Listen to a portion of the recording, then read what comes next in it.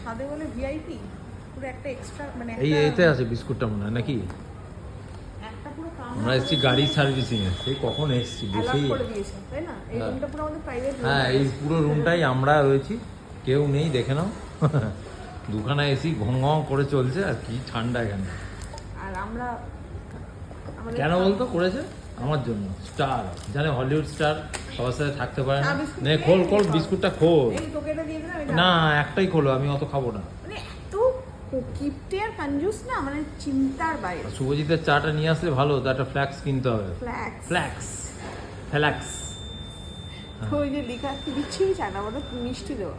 আমিও খাই, বলতে পারতো ওকে মিষ্টি ছাড়া বলতাম। দাও হ্যাঁ, নে বিস্কুট বার্গার দিয়ে খা। আর কি বলবে, এটা কি আমার বাড়ি? খুব একটা মিষ্টি নেই।